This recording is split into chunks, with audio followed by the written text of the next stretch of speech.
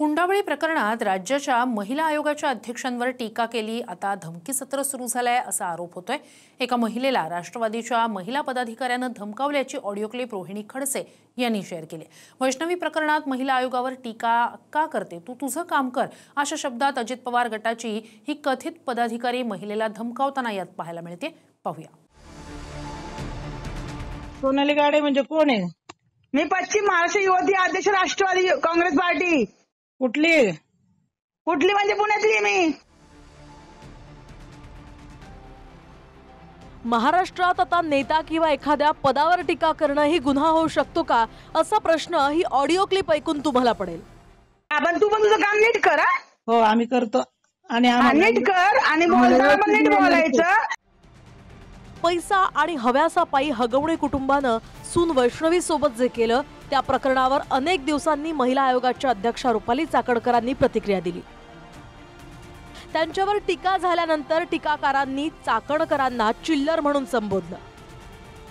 मात्र आता सोशल मीडियात व्यक्त होणाऱ्यांना सुद्धा चाकणकर आणि अजितदादा गटाचे कथित समर्थक फोनवरून धमक्या देऊ लागले। रोहिणी खडसेंनी शेअर केलेली ही ऑडिओ क्लिप ऐका। हॅलो, कोण? बाई सोनाली गाडे बोलते मी। सोनाली गाडे बोलते मी। हा काय? आपण पोस्ट टाकली फेसबुकला एक, काय महिला आयोगावर। हा मग तुमच्या घरात पोरी बिरी नाहीत का तुमच्या स्वतःच्या? मग काय झालं त्याला? नाही म्हणत होते, एखाद्या बाईने तिच्या पोराचा तिचा फोटो टाकला, हा मग तुम्ही त्याच्यावर पोस्ट टाकणं कितपत योग्य आहे? मग आम्ही काय वाईट लिहिली का पोस्ट? मग तुम्ही वाईट लिहिली ना, तुम्ही तेच करत बसा आणि आयोगाचा राजीनामा द्या म्हणून। मग काय झालं त्याच्यात? मग तुम्ही एक काम करा, तुमच्या पोरीचा तुमचा फोटो टाका आणि तुम्ही तुमच्या पदाचा राजीनामा द्या। काय कसला फोटो टाका आम्ही? तुमच्या पोरीचा तुमचा फोटो टाका आणि तुमच्या पदाचा राजीनामा द्या। नाही एवढं काय तर तुम्हाला लागायचं कारण आहे? मग तुम्हाला पण काय गरज आहे कुठल्या गोष्टीमध्ये पडायची? जे आपलं काम आहे ना तेवढंच काम करायचं आपण। तू पण बाई तुम्ही काम करा ना। आम्ही काय तू पण बाई तुझंच काम कर, तू पण बाई तुझंच काम कर, अति करू नको। तुला ज्यांचा पुळका आहे ना त्यांची काम बघ आधी। त्या यशोमती ठाकूरचं काम काय आहे? तिने एखाद्या पोलिसाने थोपडीच मारली। रुपाली ठोंबरेचं काम काय आहे ते बघ। वैशाली नागोडचं काम काय आहे पहिलं ते बघ। त्यांच्याकडे संघटना म्हणून 4 बायका आहे का पहिलं ते बघ। तुझा त्यांचा काय प्रॉब्लेम आहे? त्यांनी तुला कधी आडवं केलं? काही प्रॉब्लेम नाही। पहा ना काय चाललंय ते, जरा बायकांच्या बाबतीत काय चाललंय पहा जरा। बायकांच्या बाबतीत काय अडचण असेल ना तू फोन कर ना त्यांना। सोनाली गाडे म्हणजे कोण आहे? मी पश्चिम महाराष्ट्र युवती अध्यक्ष राष्ट्रवादी काँग्रेस पार्टी। कुठली म्हणजे पुण्यातली मी। हो का? नाही मला नाही माहिती कोण आहे म्हणून। मला पण तू नव्हती माहिती, पण तुझ्या पोस्टमुळे मी तुला फोन केलाय। मला पण मी पण तुला ओळखत नाही। हो का? बरं काम करू तुझं बाई। पण तू पण तुझं काम नीट कर। हो आम्ही करतो आणि नीट कर आणि बोलताना पण नीट बोलायचं। परत पण मॅनर्स आहेत। त्यांच्या कार्यकर्त्यांकडून त्यांच्या विरोधात जे लोक पोस्ट टाकतायत त्यांना धमकावून घेण्याचा प्रकार त्यांच्या माध्यमातून होतोय आणि या सगळ्या गोष्टींचा आम्ही निषेध करतो। खरं महिला आयोगाच्या ऐवजी धमकी आयोग आता ह्या नाव ठेवायला हवं, कारण महिलांना न्याय देण्याऐवजी ज्या महिलांसाठी हा महिला आयोग स्थापन झालेला आहे त्याच महाराष्ट्रातल्या माता भगिनींना धमकावण्याचा प्रकार या ऑडिओ क्लिप मधून आपल्याला बघायला मिळतो आहे आणि हे अतिशय निंदनीय आहे। आणि अशा थिल्लर बाईला ही लोक जर अध्यक्ष म्हणून ठेवत असतील किंवा त्यांच्यावर कुठलाच दाब नसेल एका पक्षाचा किंवा एका संस्काराचा, तर मला वाटतं महाराष्ट्र कुठे चाललंय?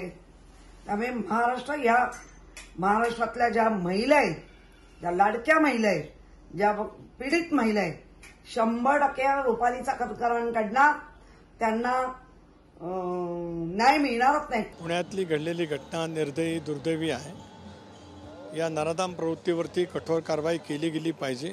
राज्य महिला आयोगाने त्यांना कायद्याद्वारे जी काही कार्यकक्षा ठरवून दिलेली आहे त्यामध्ये त्या करण्याचा प्रयत्न नेहमीच त्या ठिकाणी करत असतात। राज्य सरकारने ती तातडीने कारवाई केली, गुन्हेगारांना आरोपित केलेला आहे। आता फास्ट ट्रॅक कोर्टामध्ये याची ताबडतोब सुनावणी होऊन त्यांच्यावरती कठोर कारवाई केली जावी। राष्ट्रवादी काँग्रेस पक्षाची स्पष्टपणाची भूमिका आहे. म्हणजे माझा कुठं दुरान्वय पण संबंध नाही, फक्त लग्नाला हजर राहिलो एवढाच संबंध. अजित पवारांचा या प्रकरणाशी काहीही संबंध नसला तरी संबंधित व्यक्ती त्यांच्या पक्षाशी संबंधित असल्यानं त्यानं राजकीय पार्श्वभूमीतनं दबाव आणला का यावर चर्चा झाली. अजित पवारांनी हगवणेला पक्षातनं बाहेर काढलं. मात्र आता महिला आयोगावर प्रश्न उपस्थित केले म्हणून त्यांचेच कथित पदाधिकारी फोनवरून लोकांना धमक्या देत आहेत. आरोपी हगवणे अजित पवारांच्याच पक्षाशी संबंधित होता. हगवणेनं फरार होण्यासाठी ज्या आशिष शिंदेची कार वापरली तो सुद्धा मुळशी तालुका राष्ट्रवादी विद्यार्थी काँग्रेसचा अध्यक्ष आहे. त्यामुळे अजित पवारांचा पक्ष या साऱ्या लोकांवर काय कारवाई करतो ते पाहणं महत्त्वाचं आहे. कारण संतोष देशमुख हत्या प्रकरणात सुद्धा थेट पक्षाचा काही संबंध नसला तरी आरोपींमध्ये अजित पवार गटाचाच तालुका अध्यक्ष आहे. शिवाय अजित पवार गटाचे संबंधित लोक आरोपी झालेत. टीका होऊ लागल्यानंतर अजित पवारांनी तर बीड जिल्ह्याची पूर्ण कार्यकारिणी सुद्धा बरखास्त केली होती. राष्ट्रवादीचा ग्रुप काय म्हणतो त्याच्यासाठी आमच्याकडे महत्त्व नाही. आम्ही शून्यापेक्षा जास्त किंमत देत नाही. लोकांनी नाकारले त्यांना. त्याच्यामुळे आणि यामध्ये आयोगाने काय करायचं, पक्षाने काय करायचं हा पक्षाचा वरिष्ठांचा निर्णय आहे की कुठे ठेवायचं, कुठलं पद द्यायचं, कुठलं काय करायचं. ज्यांना कुणाला पद मिळाली नाही किंवा त्या पदापर्यंत पोहोचता आली नाही ते ती असूया मी समजू शकते आणि तो वरिष्ठांचा निर्णय, तो पक्ष घेईल. ते बाकीचं कोणी सांगायची त्याच्यामध्ये मला असं वाटतं फारशी काही गरज नाही. लोक तुम्ही काम नाही केलं तर टीका करणार आहेत लक्षात घ्या. परंतु त्या टीकेला उत्तर देण्याच्या ऐवजी, संयम बाळगण्याच्या ऐवजी टीकाकारांना किंवा प्रश्न विचारणाऱ्या नागरिकांना जर त्या चिल्लर ठरवत असतील तर निश्चितपणे मला वाटतं की अजितदादांनी सुद्धा याचा विचार करायला पाहिजे. इतका उन्मत्तपणा, इतका अहंकार आत्तापर्यंत तरी आम्ही कधीच महिला आयोगाच्या संबंधाने बघितला नाही.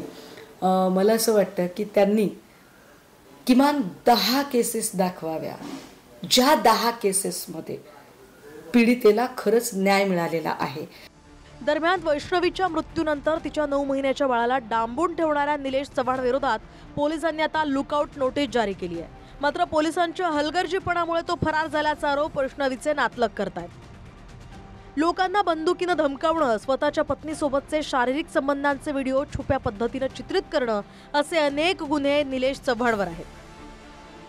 मात्र तरी त्याच्याकडचा बंदूक परवाना रद्द झालेला नव्हता. उशिरा जाग आलेल्या पोलीस दलानं गुन्हे घडून गेल्यानंतर आता कुठे त्याचा बंदूक परवाना रद्द करण्याचा प्रस्ताव पाठवलाय.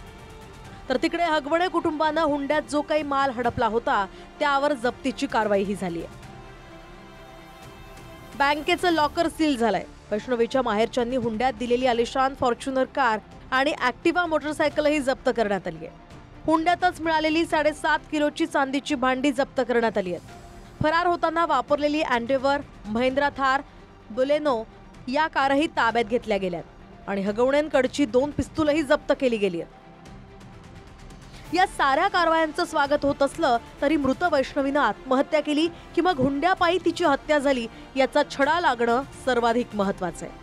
मंगेशकर रुग्णालय प्रकरणात तनिषा भिसेच्या मृत्यूसारखंच हे प्रकरण थंड बसताना जाऊ नये अशी अपेक्षा व्यक्त होतीये. Bureau report, TV9 Marathi.